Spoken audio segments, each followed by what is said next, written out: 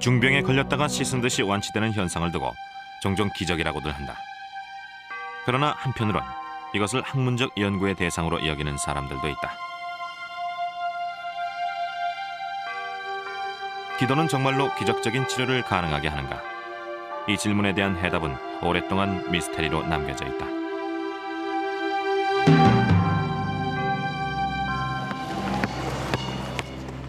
(1961년) 14살이었던 모린 케이힐은 갑자기 다리가 부어올랐다. 그러나 이를 심각하게 여기지 않았다. 그 전날 농구를 하다 다친 것이라 생각했다. 그러나 일주일 후 모린은 고열에 시달렸고 부모는 모린을 보스턴의 아동병원으로 데려갔다. 모린은 밀로의 병, 즉 림프 부종이란 진단을 받았다.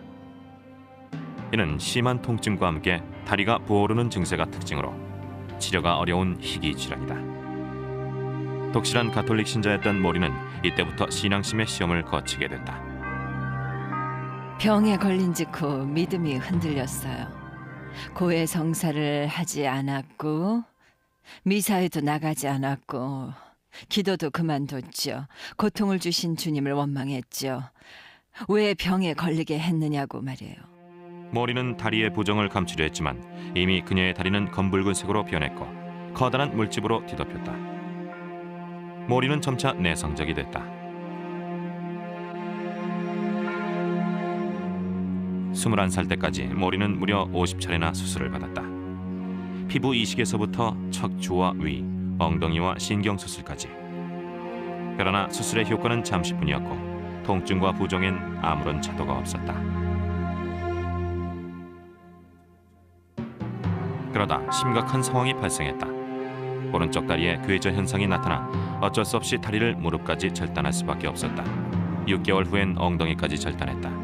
모린은 21살 때부터 평생 휠체어 신세를 지게 되었다. 침대에 누워서 하루 종일 고민만 했죠. 한쪽 다리만 갖고 어떻게 사나. 남자들은 날 거들떠도 안 보겠지? 이래갖고 결혼은 할 수 있을까? 이 몸으로는 아이도 못 갖겠지. 제 꿈은 일시에 무너져 버렸죠. 가족들을 제외하고 모린을 찾아오는 사람은 단 한 명, 남자친구 밥 다이건 뿐이었다.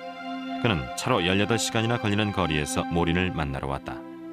모린의 22살 생일날 밥은 병실에서 모린에게 청혼했고 모린은 이를 받아들였다.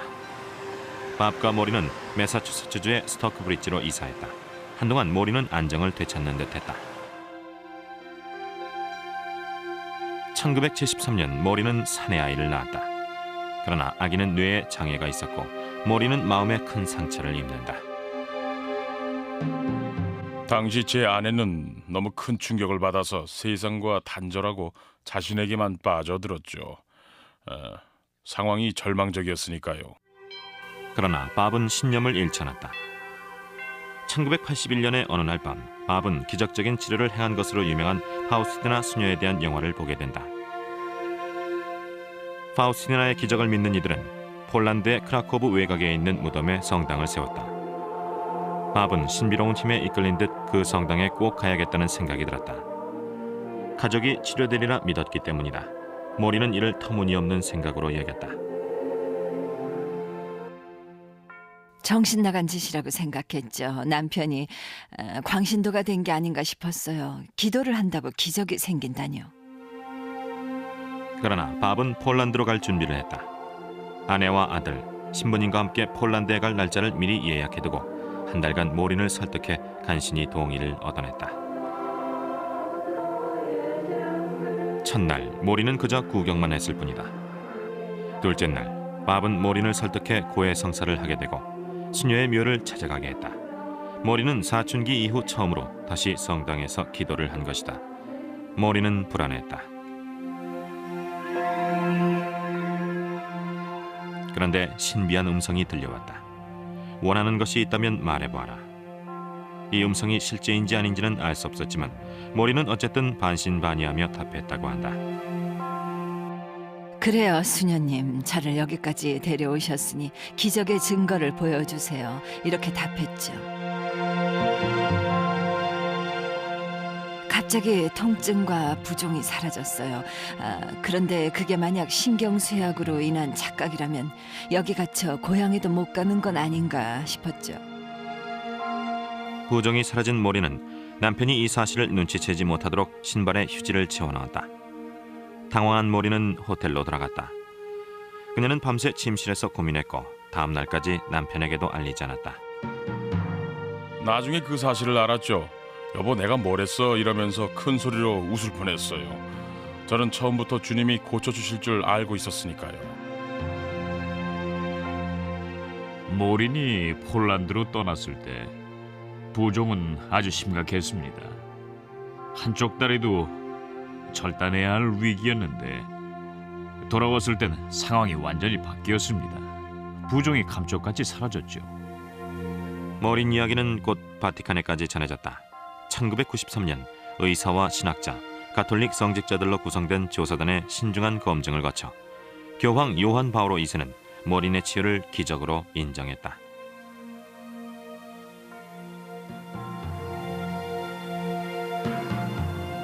그해 4월 18일 파우스티나 수녀는 복자로 추대됐다. 이는 시성, 즉 성녀로 추대되는 예비 단계다. 모린은 이 의식을 지켜받고 교황으로부터 직접 축복을 받았다. 이는 모린을 변화하게 하는 계기가 됐다. 모린은 기운을 되찾았고 아들의 죽음을 인정하게 됐다. 아들에 대한 촉은 신앙심과 함께 모린의 가슴에 영원히 새겨진 것이다. 신을 부정하던 모린은 성당에 나가게 됐다.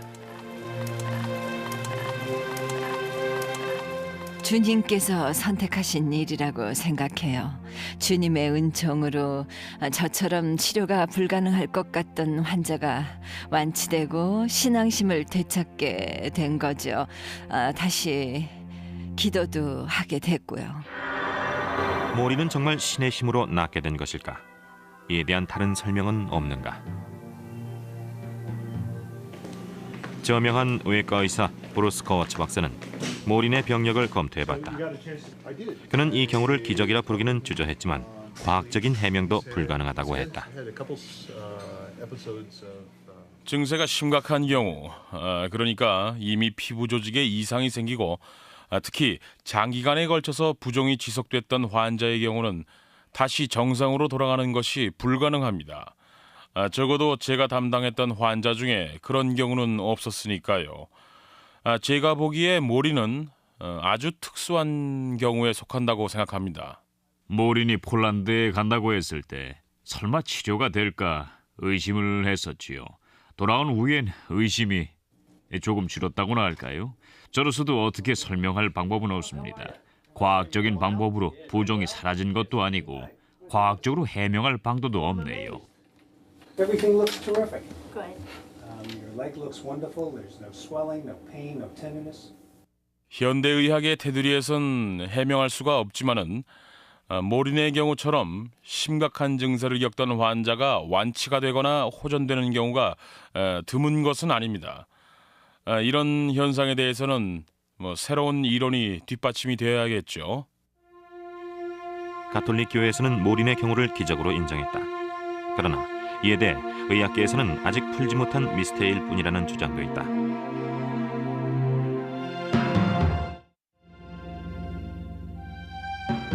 기도는 강력한 힘을 발휘한다고 굳게 믿는 사람들이 있다. 과연 기도로 암을 물리칠 수도 있을까? 이 여성은 기도의 힘을 확신한다.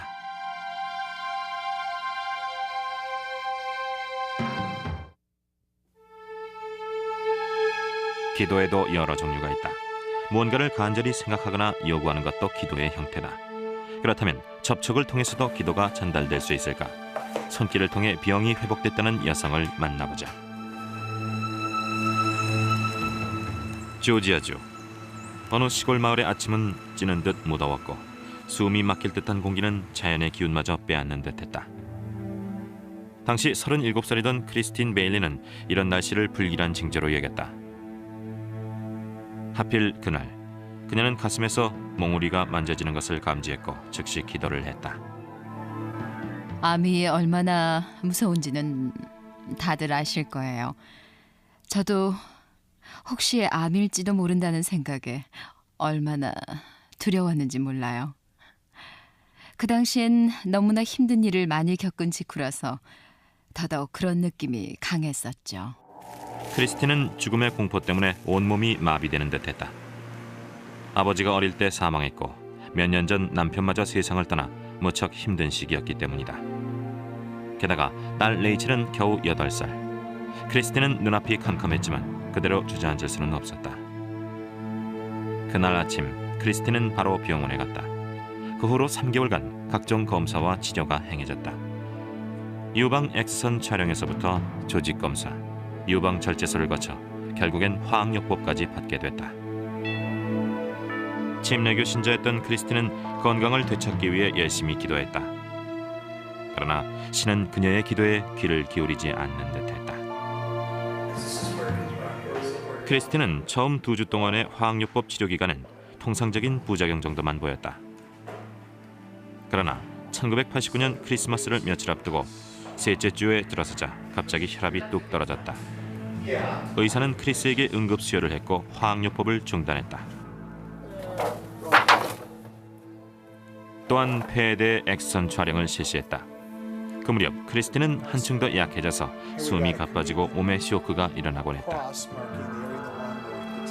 의사는 폐렴을 의심했지만 결과는 훨씬 심각했다. X선 촬영 결과 폐에 커다란 반점들이 발견된 것이다. 순간 절망에 빠졌죠. 남편이 세상을 떠나기 직전에 찍었던 엑스레이 사진과 똑같았거든요. 남편은 그러고는 45일 만에 저 세상으로 갔으니까요. 의사는 확실한 진단을 위해서 조직 검사가 필요하다고 했다. 암은 폐까지 전이돼 있었다. 최악의 상황이었다.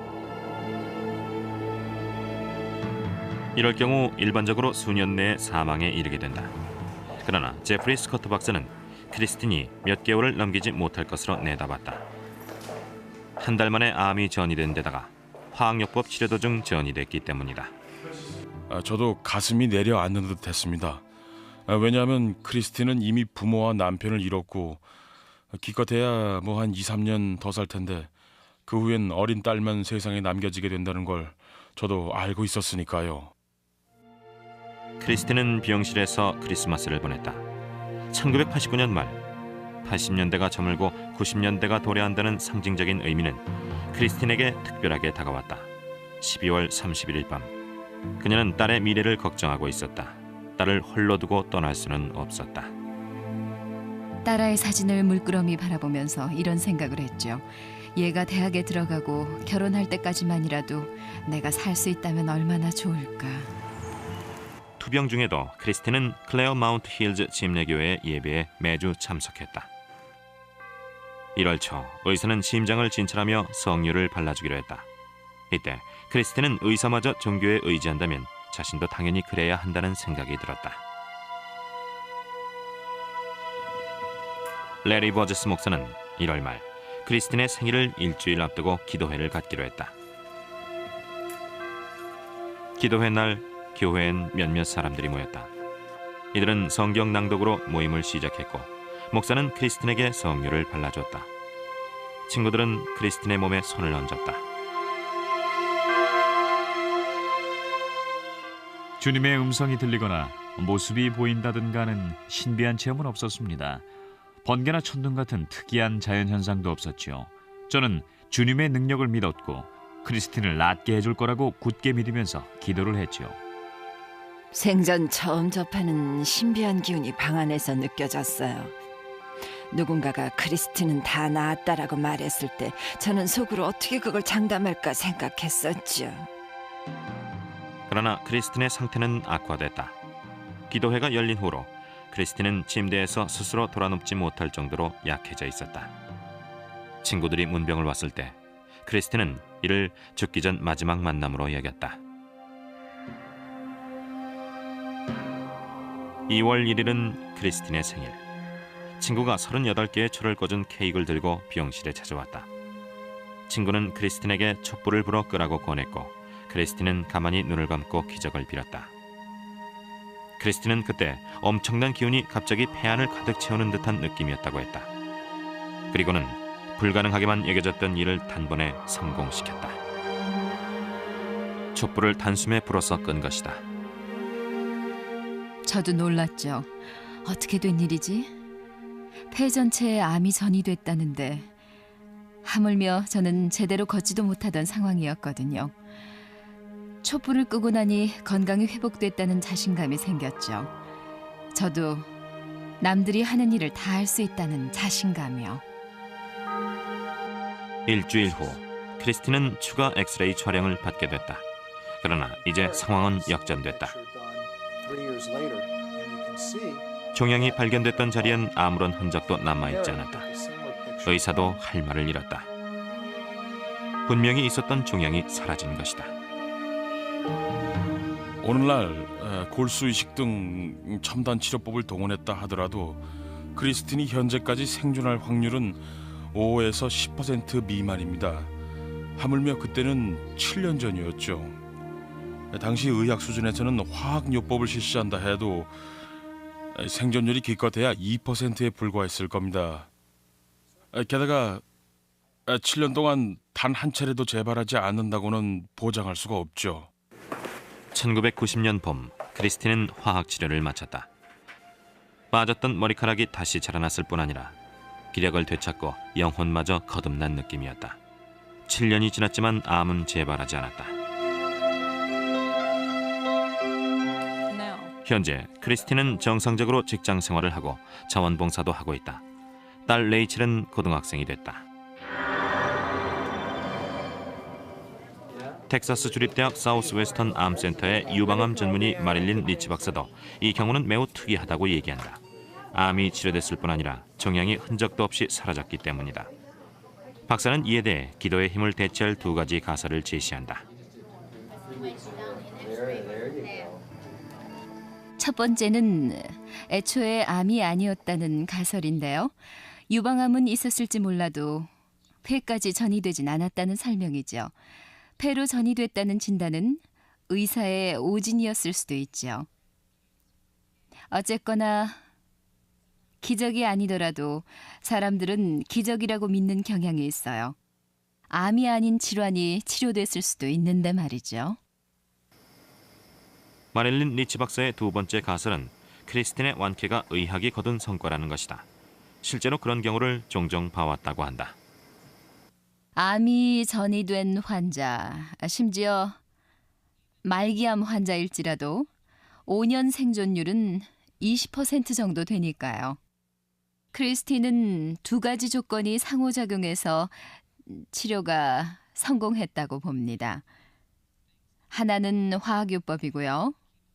또 하나는 면역 기능의 활성화죠. 이 두 가지가 상호작용해서 암세포를 이겨낸 겁니다.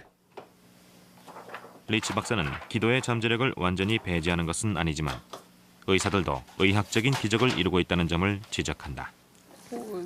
따라서 크리스틴의 경우에도 합당한 과학적인 해명이 있으리란 것이다. 그러나 크리스틴의 친지들은 신앙심에서 해답을 구한다.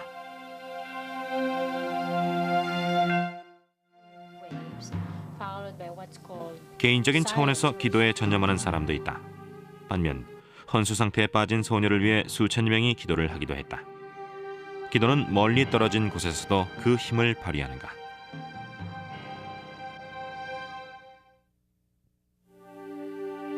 기도의 힘은 공간적인 제약을 초월한다고 믿는 이들이 있다. 이러한 기도를 소위 중보기도라고 한다. 이는 종종 스스로 기도할 수 없는 이들을 위해 행해진다. 죽음을 눈앞에 둔 딸을 지켜보면서 고통스러운 나날을 보냈던 한 부부의 얘기를 들어보자. 1991년 2월 캔자스주 동부의 평야에는 독감이 기승을 부리고 있었다. 직장인들은 출근을 하지 않았고 아이들은 학교에 가지 않았다. 10살 난 소녀 디어드러 아라곤은 학교에서 돌아온 후 아프기 시작했으나 엄마는 이를 대수롭지 않게 여겼다. 그러나 그날 밤 엄마는 딸아이의 비명을 듣고 잠에서 깼다. 딸의 방으로 달려가 보니 남편이 딸을 팔에 안고 있었다. 침실로 갔을 때 남편이 아이를 침대에서 일으켜 앉혀보려는 중이었어요. 아이는 스스로 몸을 가눌 수 없는 지경이었죠. 눈은 초점을 잃었고요. 즉시 병원으로 옮겨야겠다는 생각이 들었죠. 새벽 1시 이들 부부는 디어드르를 응급실로 데려갔다. 잠시 후 아이는 다시 비명을 지르기 시작했다. 찢어질 듯한 비명이 병원 복도에 울려 퍼졌다. 검사 결과 디어드르는 희귀한 아동 질병인 라이 증후군으로 진단됐다. 이는 바이러스에 의해 감염되며 간과 뇌에 부종을 일으키는 질환이다. 구급차는 캔자스시티에 있는 메디컬 센터로 디어드르를 후송했다. 새벽 5시 디어드르는 중환자실에 들어갔다. 인공호흡 장치가 씌워졌고 정맥주사 바늘이 꽂혀졌다. 그리고는 혼수 상태에 들어갔다. 소아신경과장은 디어드르의 상태를 설명해 줬다. 병원 측에서도 최선을 다했다고 했다. 의사 선생님께서는 저에게 혹시 종교가 있다면 이제 기도를 드릴 시간이라고 말씀을 하셨죠. 이런 경우 아이의 운명은 신께서 좌우하는 것이고 병원에 오기는 했지만 의사만이 아이를 치료하는 건 아니라고 말이에요. 이들 부부는 기도에 의지했다. 아버지 티노는 푸에블로족 인디언으로 어릴 적 인디언 구역에서 살 때 들었던 얘기를 떠올렸다. 캐시는 다양한 견해에도 귀를 기울였다. 종교를 믿는 친구들은 디어드르의 병실에 찾아와 그들의 신앙을 공유했다. 이렇게 해서 자발적인 기도의 네트워크가 시작된 것이다.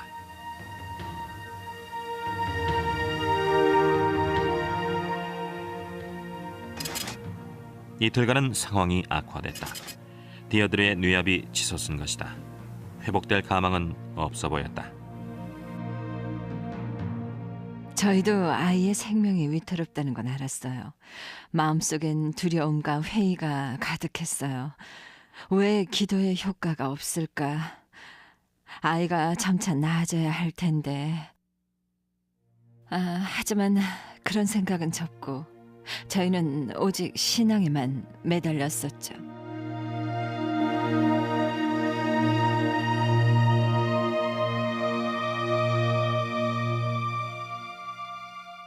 디어드르의 상태는 악화됐으나 기도의 네트워크는 점점 확장됐다.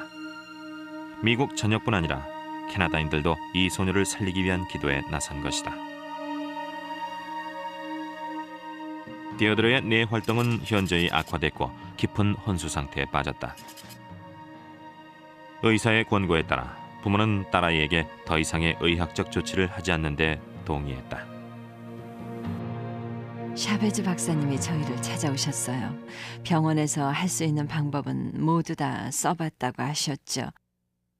만약 아이가 회복이 된다 해도 뇌에 심각한 손상을 입을 것이고 식물인간이나 다를 바 없는 상태로 살아갈 거라고 말씀하셨어요. 그러나 이들 부부는 신념을 버리지 않았다. 24시간 기도팀을 구성했고 딸아이의 침대 옆에 수정을 놔뒀다. 인디언들은 치료 효능이 있는 부적을 디어드르의 손에 쥐어줬다. 목사는 성유를 발라줬고 오순절 치료사들은 안수기도를 행했다. 기도에 동참한 사람들은 무려 2천여 명에 달했다. 간절한 바람을 갖고 병실을 찾은 친지는 기적을 기다렸다. 디오드로가 눈을 움직이더니 고개를 돌렸다가 바로 했어요. 팔을 굽혔다가 다시 뻗었고요. 그때 전 너무나 깜짝 놀랐죠. 아이가 스스로 생명의 의지를 보인 거예요. 신경과 전문의 릴리안 파르도 박사는 디어드르의 오른쪽 눈꺼풀이 깜빡이는 것을 발견했다. 며칠 후 디어드르는 손가락을 움직였고 소리에 반응했다. 우리는 모두 기적을 바래요. 죽음의 문턱까지 갔던 아이가 다시 살아났다는 것만으로도 기적이지요. 뇌에 영구적인 손상이 남을 것이란 의사의 경고와는 달리 디어드르는 놀라운 속도로 회복됐고 결국 완치됐다. 고등학교에 다니는 디어드르는 우등생이다. 죽음의 문 앞에 섰던 디어드르는 상황을 잘 기억하지 못하지만 어머니는 기억을 되살려 책으로 펴냈다. 기적 때문에 믿음이 깊어졌다기보다는 많은 사람들의 기도로 기적이 일어났다는 점이 아주 중요하죠. 우리가 믿는 일은 실제로 일어나요. 기적이 일어났죠. 딸아이가 그 증거고요. 라이 증후군 치료의 권위자인 마이클 파렐 박사. 신시내티 아동병원에 근무하는 그는 디어드르도 결국 의학적인 치료로 회복된 것이라고 말한다. 엄밀히 말해 기적이란 의학적으로는 절대 치료 불가능한 질환이 치료되는 걸 의미하죠. 저는 그렇게 생각합니다. 기적이 일어나는 걸까요? 네, 기적을 봤나요? 그건 아닙니다. 디어드르의 경우도 기적일까요? 아니요. 1991년 의학 수준이라면 충분히 치료 가능합니다. 파렐 박사에 의하면 1991년 당시에도 헌수 상태에 빠졌다가 완쾌된 라이 증후군 환자들이 과반수에 이른다고 했다. 그러나 릴리안 파르도 박사는 디어드르의 경우는 특이하다고 한다. 예후가 아주 나빴고 상태가 급히 악화됐기 때문에 기도가 치료를 도왔을 수도 있다고 믿는다. 디어드르는 과학과 다양한 민간요법의 적절한 결합으로 완쾌됐다고 생각하고 있습니다. 과학은 환자가 회복될 수 있도록 의학적인 조건을 제공했고 가족들은 문화적 가치와 신념으로 민간요법을 담당했었던 것이죠. 기도 덕분이라고요? 해는 안 됐겠죠. 제 아이였어도 기도는 합니다. 하지만 기적일까요? 아니요. 그러나 기도에 동참했던 사람들과 디어드르의 완쾌를 기적이라고 믿는 이들은 해답을 과학의 영역에서 구하지는 않을 것이다.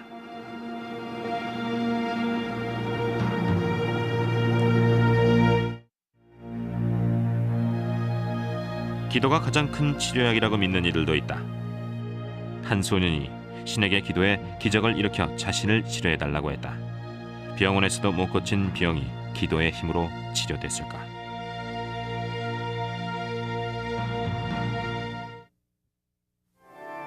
기도의 가장 일반적인 형태는 기쁨, 슬픔, 공포 등을 느낀 당사자가 스스로를 위해 올리는 기도다. 이들은 기도를 통해 신에게 다가간다고 믿는다. 기도의 힘을 확신하는 이들은 신이 반드시 기도에 귀를 기울인다고 믿고 있다. 1946년 할렘가엔 작은 교회들이 산재해 있었다. 사뮤엘 설리반이 태어난 것도 그런 교회 중 하나다. 그는 첫돌을 맞이하기도 전에 3번이나 폐렴에 걸렸다. 2살이 됐을 때는 귀에 만성적인 염증을 앓게 됐다. 그러나 뉴욕에서 유명한 마운트 시나이 병원에서조차 정확한 진단을 내리지 못했다. 친지들은 사뮤엘의 모친에게 지역의 이비인후과 병원을 추천해 주었다. 그 이비인후과에 갔더니 의사 선생님이 놀라면서 귀에 유양돌기염이 있다고 하셨죠. 의사는 사뮤엘의 오른쪽 귀에 만성 유양돌기염이 있는 것으로 진단을 내렸다고 한다. 치료를 하지 않으면 고통이 계속되는 건 물론이고 청력을 잃고 뇌에도 손상이 온다는 것이다. 그래서 병원에선 수술을 권했다. 그 후로 몇 년간 사뮤엘 모자는 일주일에도 몇 번씩 이비인후과와 종합병원 그리고 집을 오가는 생활을 했다. 그러나 염증은 심해지기만 했고 뇌를 향해 점차 번져나갔다. 의료진은 수술 후 사뮤엘의 귀 뒷부분에 거즈를 대고 귀 모양을 유지하기 위해 피부 이식을 했다. 사뮤엘 모자는 성경을 읽으며 시련을 견뎌나갔다. 12살 때 수술 도중 의사가 너무 깊이 절제를 하는 바람에 신경과 근육에 손상을 입었다. 사뮤엘의 얼굴 반쪽은 마비됐고 표정은 일그러졌다. 사뮤엘은 넉 달간 병원에 입원했지만 염증은 나아질 기미를 보이지 않았다. 의사는 이미 뇌까지 감염됐다고 했다. 거울을 볼 때마다 비참했죠. 머리엔 온통 붕대를 감고 표정은 일그러졌으니까요. 주님께서 내리신 시련이라면 이를 극복할 힘도 주셨어야죠. 말 그대로 괴물이었죠. 의사가 사뮤엘을 학교에 보내지 말랬어요. 아이들한테 놀림감이 되고 수업 진도도 못 따라간다고요.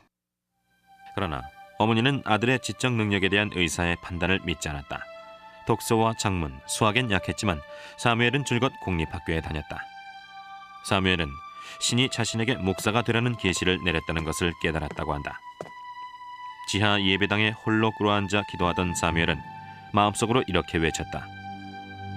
흉한 모습에 배우지도 못하는 사람이 주님의 뜻을 전한들 누가 제 말에 귀를 기울일까요?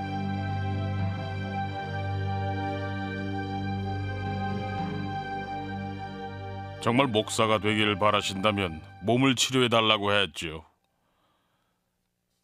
그리고 지혜를 달라고요. 당시 전 영어나 스페인어를 잘 읽지도 못했으니까요. 다음 날 그는 사우스 브롱크스에 있는 예배당에 갔다. 사무엘은 그전에 한 번도 그곳에 가본 적이 없었다. 그런데 그날 초청된 전도사가 이곳에 사무엘 설리반이 있느냐고 외치며 이런 메시지를 전했다고 한다.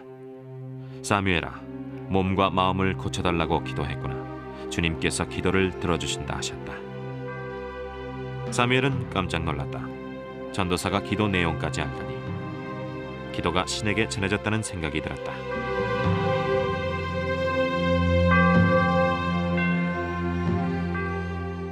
곧 염증은 차도를 보였다. 구름의 양이 줄더니 마침내 멈췄다. 얼굴도 정상이 됐다. 의사들도 포기했던 일이었다. 의사들은 일그러진 얼굴을 고칠 수 없다고 했죠. 신경과 근육에 손상을 입어서 회복이 불가능하다고 했습니다. 의술로도 치료가 불가능하다고요. 그해 사무엘의 학업 성적도 놀라운 발전을 보였다. 8학년 초 사무엘의 독서와 작문, 수학 실력은 2학년 수준에 불과했다. 그러나 학년 말이 되자 대학생 수준으로 향상됐다고 한다. 사무엘은 부정행위를 한 것으로 오해를 받아 재시험까지 치렀으나 결과는 동일했다. 사무엘은 결혼도 했고 네 아이의 아버지이자 자신이 세운 교회의 목사다. 또한 석사학위 3개와 박사학위도 받았다. 현재 그는 매사추세츠주에 있는 앤더버 뉴튼 신학교의 부교수로 재직하고 있다. 그는 자신이 기적적으로 치료된 것은 신의 힘이라고 확신한다. 얼굴에 아주 약하게 마비 증세가 남긴 했지만 이는 신의 기적을 상기시키는 증거일 뿐이라고 했다. 사무엘의 완키는 기적인가? 신은 그의 기도를 들어준 것일까? 에비인후과 전문의 낸시 영 박사는 소위 사무엘의 기적은 해명 가능한 현상이라고 한다. 적절한 치료를 받아서 완쾌됐을 뿐이라는 것이다. 마운트 시나이 병원에 남아있는 진찰 기록을 점검해본 결과 유양돌기염 외에도 사무엘이 진주종이라는 양성 종양을 앓았을 것이라는 단서를 발견했다. 단지 유양돌기염만 있었다면 치료는 훨씬 간단했겠죠. 하지만 진주종이 있어서 치료가 어려웠던 겁니다. 왜냐하면 종양이 계속 자라나고 염증도 자꾸 재발하기 때문이죠. 종양은 항생제로 치료할 수도 있고 외과적 수술로 제거할 수도 있다. 종양 제거술이 실패하면 염증은 수막염을 일으켜 뇌에 손상을 주게 된다. 그러나 영 박사는 사무엘의 증세가 그 정도는 아니었다고 한다. 마치 의사들이 염증을 고치지 못해서 그 끔찍한 합병증을 유발한 것처럼 들리겠죠. 그러나 한편으로는 기적이 일어났다는 어떤 증거도 찾을 수가 없습니다. 사무엘도 실제로 앓지 않은 질환에 대해서 진찰을 받은 거고요. 그러나 사무엘 모자는 실제로 병을 앓았다고 믿는다. 또한 완쾌된 것도 기적이라고 믿고 있다. 기적과 기도의 힘, 신의 축복을 부정하는 것은 제겐 죽음과 같은 처사입니다. 기도와 기적, 신의 축복은 제 인생을 든든히 받쳐주는 버팀목이니까요.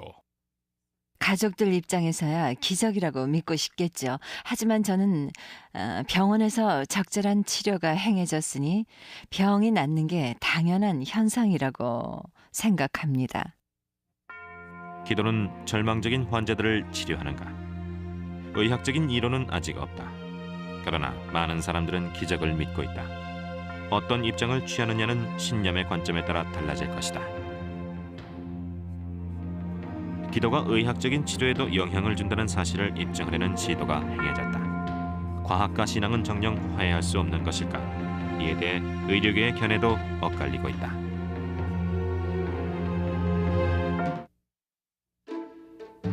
미국 전역엔 기도의 힘을 연구하는 사람들이 많다. 종종 연구 방법이 논란시되고 결과는 반발에 부딪히기도 한다. 이들은 확실한 증거가 될 결과를 얻기 위해 매진하고 있다. 기도가 치료에 도움이 된다는 증거를 위해. 서양 의학은 종교적인 치료보다는 약물과 기계에 의존해 왔다. 그러나 미국 정부와 권위 있는 병원 및 대학에서는 변화의 움직임이 엿보이고 있다. 인간의 마음과 치료를 연계해 보려는 시도다.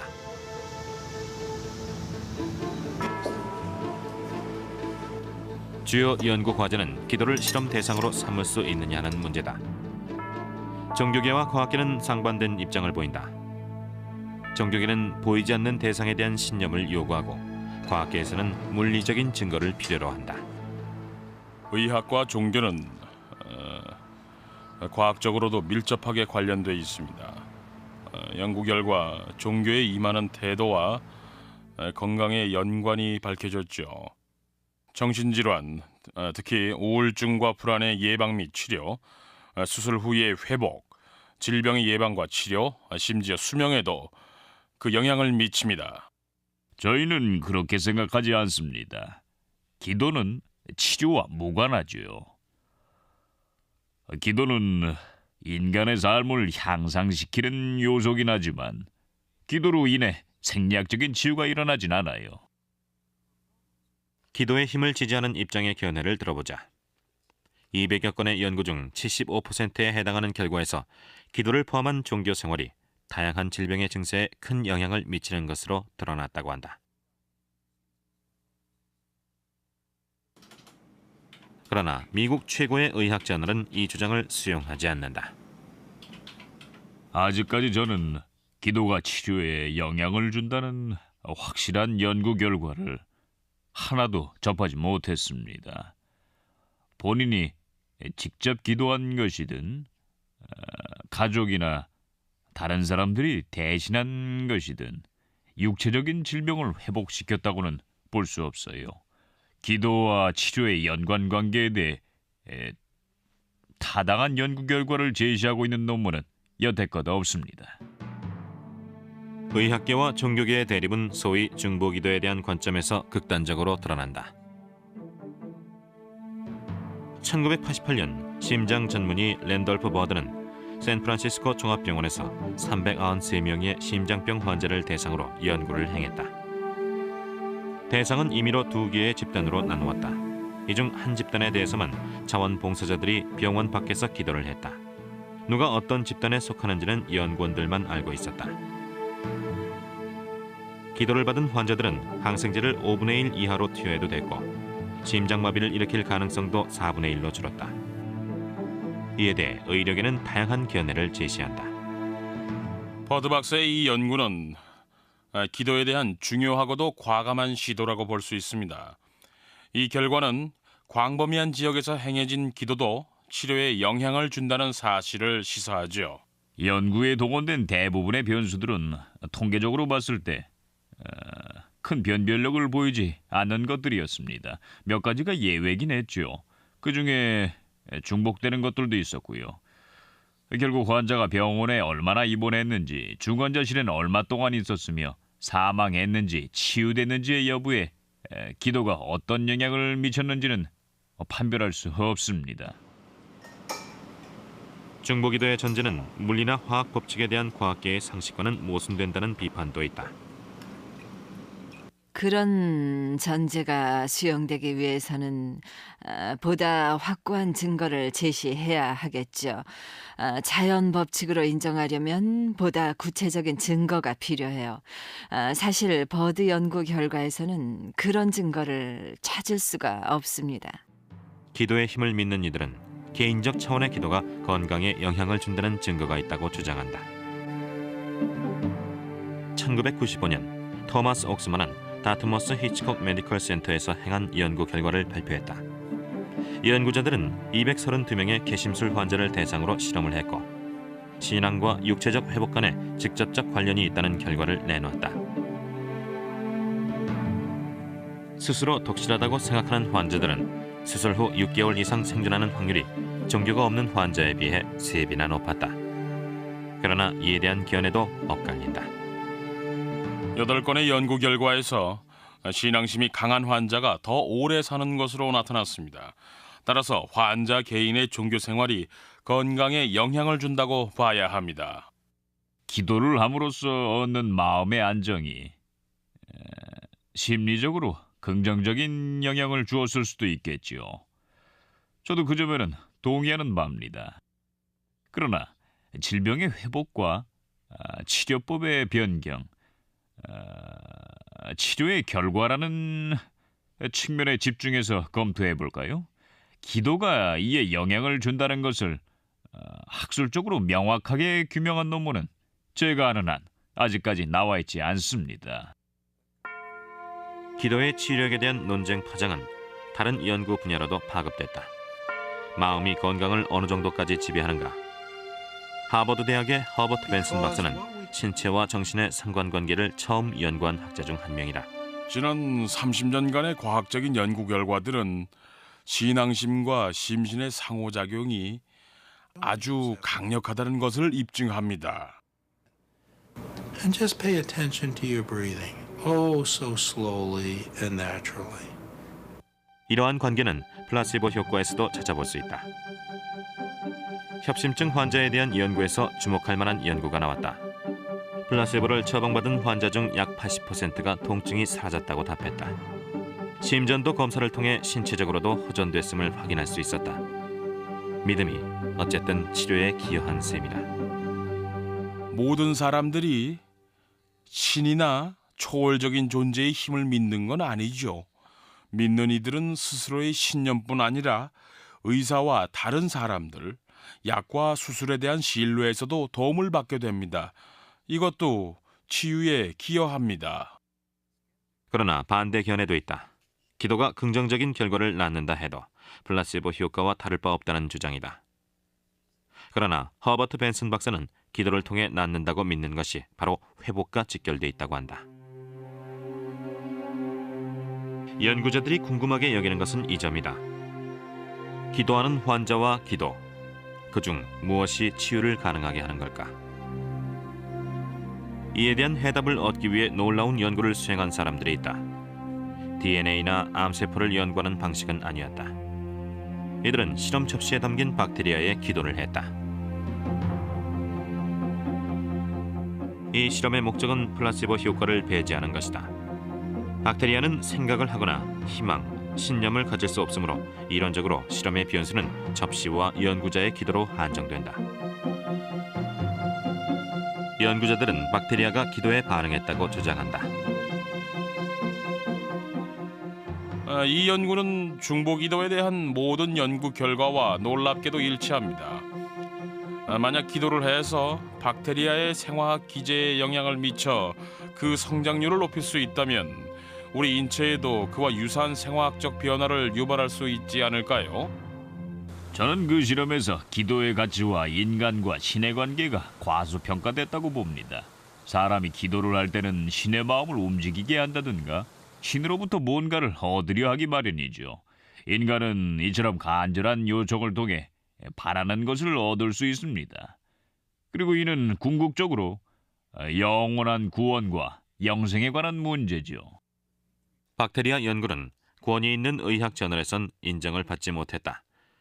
납득할 만한 결과를 도출하기 위해선 보다 정교한 구상과 대규모의 객관적인 연구가 필요하다고 지적한다.